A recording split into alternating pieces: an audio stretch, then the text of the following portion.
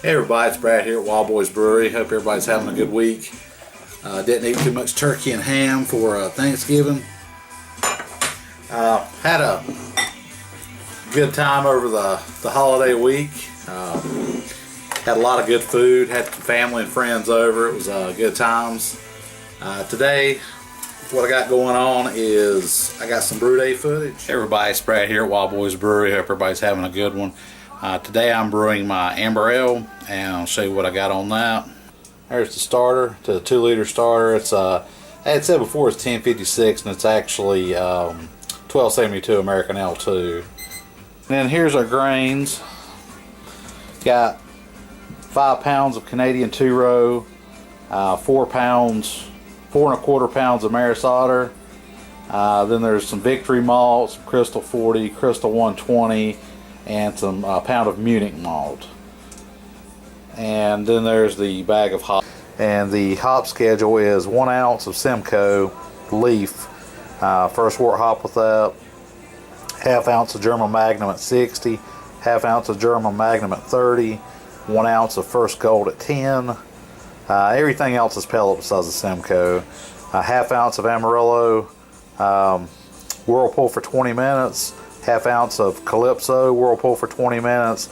Then I'm going to dry hop with the other half of the Amarillo. 1/2 ounce Amarillo, dry hop 14 days. 1/2 ounce of Calypso, dry hop for 14 days. And 1 ounce of Simcoe, leaf hops, dry hop for 14 days. It's going to be my version of an American Amber Ale.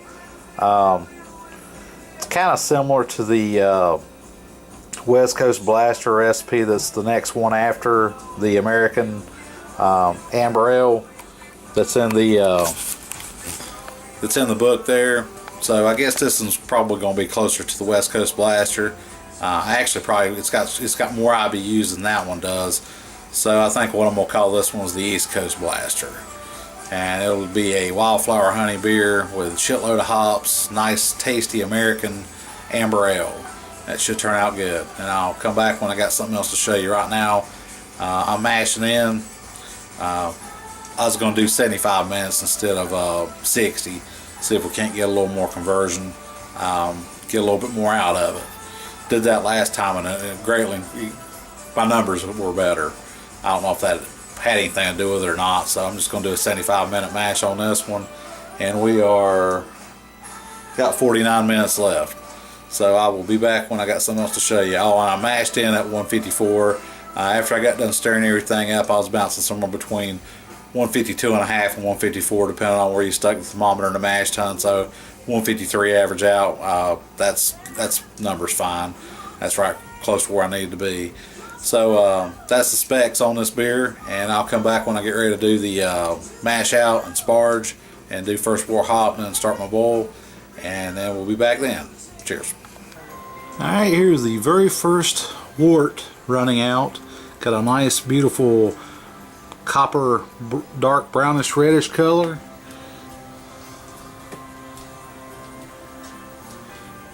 And this is the very first, not even 2 liters that I've ran through it, and it's already running out pretty clear. Alright, here's the second pitcher that I've pulled out of it, and it's already running clear. So I'm just going to go ahead and start collecting my wort. See a nice golden or a nice copper reddish brown color. I'm going to go ahead and start sparging out. I'm going to drop 1 ounce of Simcoe leaf hop in the bucket here, start my first wort hopping, and then we'll be rocking and rolling on our way to making some beer. Okay, here's 1 ounce of leaf hop Simcoe. Bloop, in you go. And that's first wort hopping.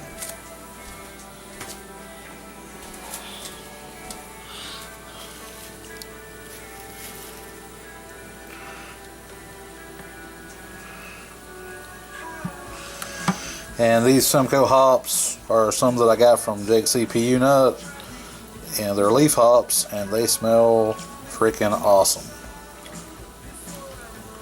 Now, he said he had them for a while, but they was vacuum sealed when he gave them to me, and I just have opened up. So he gave me 4 ounces of them, and I used the first 2 ounces of them in the Black Betty, And then I'm going to use these other 2 ounces first wort hopping and dry hopping this East Coast Blaster Amber Ale. There we go. Okay, here's 7.5 gallons of wort collected, and it's already got the 1 ounce of Simcoe first wort hopping in. I'm bringing it up to a boil, and then once we get it up to a boil and past the hop break, we'll start doing our Magnum drops. Got one at 60. So we got German Magnum, a ½ ounce of German Magnum at 60, ½ ounce of German Magnum at 30, and then we've got 1 ounce of First Gold at 10, and then ½ ounce each of Amarillo and Calypso for 20 minutes of Whirlpool. And the Calypso is a 15.1 alpha acid, and then you're all probably familiar with Amarillo. And I smelled the Calypso a couple weeks ago. He had some samples down there, and it smells really good. And even though it's a real high alpha acid, it's a good one to use for flavor aroma hop too. And of course we got the World Flock and the Y yeast nutrient. And then over there is our yeast starter at High Krausen. Okay, we've got a nice creamy head coming up on it. We're at about 210 degrees just before the hot break. And then once we get past this, it's my thermostat going off here. Got the probe run up into the edge of the pot there, and sitting there I got it set on 210 to beep, so if I was out of the room it'll let me know, so I can come back in here and get on it. You guys know as soon as you walk out of the damn room, if this thing's close, it'll boil over. But we're just before the hot break, and then we'll do our first Magnum drop here in just a moment. Alright, we got our first little bit of boilage here. Thermometer's on 111.4. There we go, it's taking off.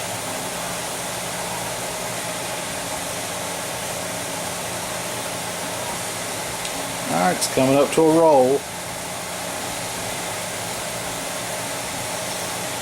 Alright, in go the Magnums.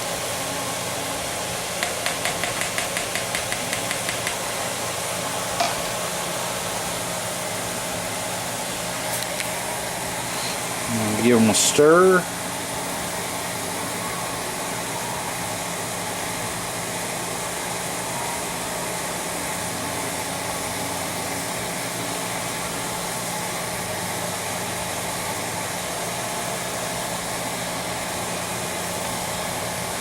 I don't usually use these muslin bags, but since these are leaf hops, I'm going to go ahead and put that in there so it won't stop up my auto siphon when I go to transfer them.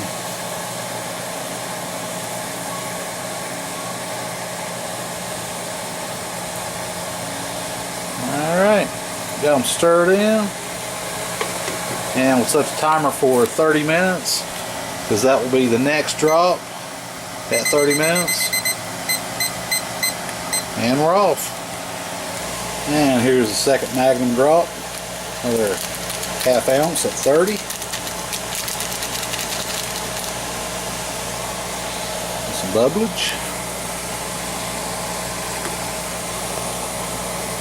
Give it a stir.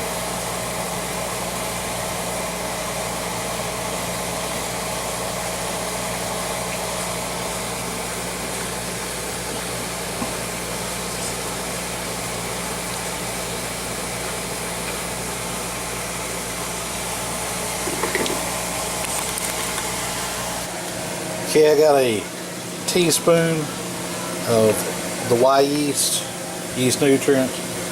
Put it in here and got like a small coffee cup full of wort out, and stir it up, and then dump it in instead of just dumping it in the pot, because this way it'll make sure it gets dissolved and stirred up really good. And I've already put the wort chiller in and dropped my World Flock in. And in about 5 minutes I'll be doing my first gold drop. This first gold in. Yeah, UK first gold. And here we got the last drop for the Whirlpool. Very nice spicy smelling hop. Put some good flavor in there. This is not an IPA, so I'm not going after grapefruit. I'm going more herbal and a little bit fruity. I believe that's it. And we'll give this baby a stir.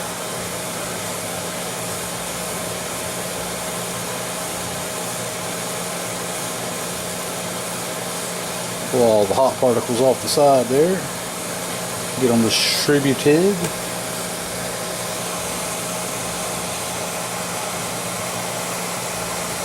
There's a color. Alright.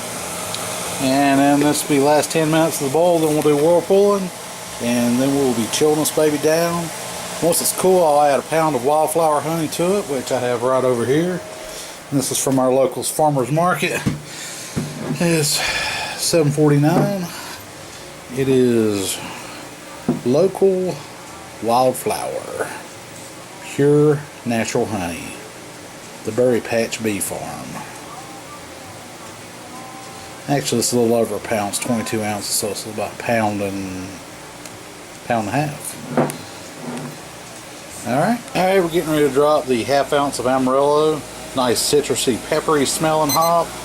And then the Calypso, and they're both in there. They've already flamed out. In they go. And now we're going to whirlpool for 20 minutes.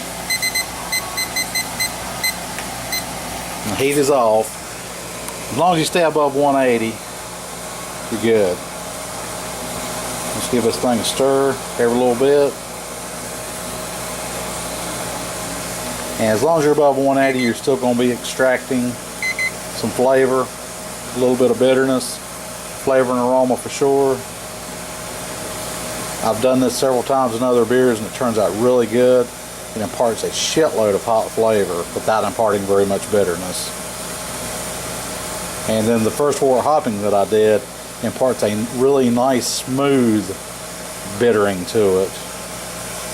You get a lot of smooth bittering and it's not real rough. And then of course you've got the 60-minute Magnum and 30-minute Magnum, 10-minute East Kent Golding, or First Gold actually.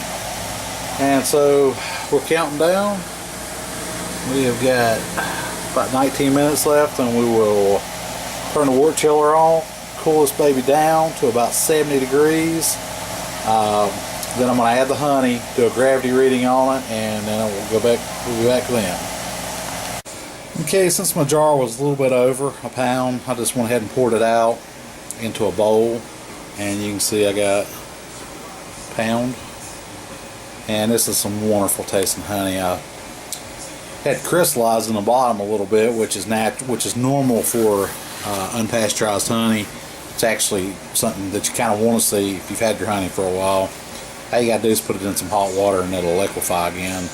Put the jar in hot water like you do the malt extract cans to loosen them up so they'll come out easier, and it'll go back to liquid.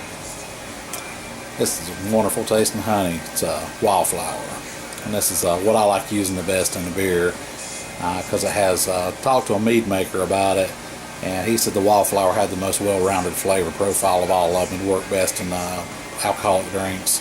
It's what he likes using in his mead. I figure he does it for a living, so he'd know. Alright, it's been 20 minutes and we've dropped down to 185.5. And there we go.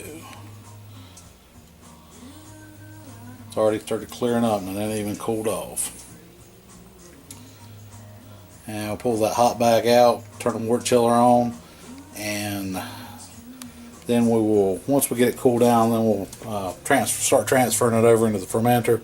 I'll pour the honey into the fermenter because I'll leave behind the cold break in the bottom, and I don't want to lose any of my honey, so we'll put that in the fermenter. Alright, you can see the wort coming out of the boil kettle. You wind up getting a little bit of the cold break even doing it like this, but it'll settle out to the bottom during fermentation. You can see it's coming out real nice and clear. And once we get a little bit more in there, I'm going to go ahead and pour the honey in the fermenter, stir it up, and then once I transfer it over, I'll stir it up even more, aerate the wort really good, and then I'll take a gravity reading and I'll be back. Alright, we're all done, wrapped up, took the gravity reading. I'm still waiting for the foam to settle on that. And we're filled up to about right here, about the 6 gallon mark. Yep. So we're about 6 gallons in a fermenter, counting the 2 liter starter. That'll ferment out, and we'll leave that behind and probably have about 5 3/4 gallon going over to the secondary when we dry hop, and then we'll lose a little more and wind up with probably a little right around 5 gallons to 5 1/4 gallons when we bottle. And that's why you always start off with more than what you intend on ending up with, because every time you transfer, you can see the cold break looks like jello in the bottom. Most of that got left behind. You can see on the, it's all about halfway up on the spoon on the fat part. So there's a good 1.5 inches left in the bottom there. So, and all that crap you don't want in your beer. And let's see what our gravity rating is. Looks like we're about 1060. So 1058.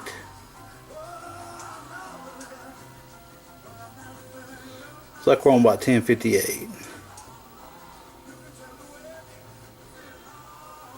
Yep. 1058, so we're shooting for 1053, so I got better efficiency than what I'd planned on, which is good. I've been doing the slow sparge with the 75-minute mash, and that's improved my efficiency on the last 2 batches that I've did. And it's actually probably a little higher than that because the hydrometer is calibrated at 60 degrees, and it's only about 60, the wort's about 68 degrees. So it's probably actually about 1060. I'm not going to complain about getting better efficiency than what I have been getting. So hope you enjoyed watching the Brewday. We'll go ahead and wrap it up. Slap a lid on this thing, put a blow off tube on it, take it back to the fermentation room, and keep an eye on it tomorrow. I'm going to go back here real quick and show you the bubbler bubbling on the East Coast Blaster. So let's walk back here and check this out. Got some good fermentation action going on. And it's a good thing got a blow off tube rigged up, because she's a puking. And you can see this is why I do not use a bubbler on primary anymore. Since I started doing starters, 2-liter starters, these things just take off and go like crazy. And anytime you use a bubbler, it winds up puking out on it. Now, if this is not quite 12 hours later, it actually started bubbling. It started bubbling last night about two hours after I pitched the yeast. So it's taking off and doing real well. And also while I'm back here, I'll just go ahead and show you real quick. This thing's kind of kicked back in too. It's the Belgian Stout. You can see the bubbler. It's kicked back in. It had stopped. Now it's kicked back in. And then over here is the Imperial Smashing Pumpkin. You can see the vanilla beans in there floating. And this thing will be ready to bottle up pretty soon. And then that was the violent surge of gas coming through the growler. It smells really good in here. That American L2, that 1272, some good yeast. It helps the malt character come through real good on the beers too. It's got a nice fruity pear apple smell to it. Tastes really good. Complements the yeast, and it helps the hops and the yeast both shine through, but it won't let one dominate the other one. That's pretty much it on that. So gonna wrap it up. You guys have a good one. Happy Homebrew Wednesday, and cheers.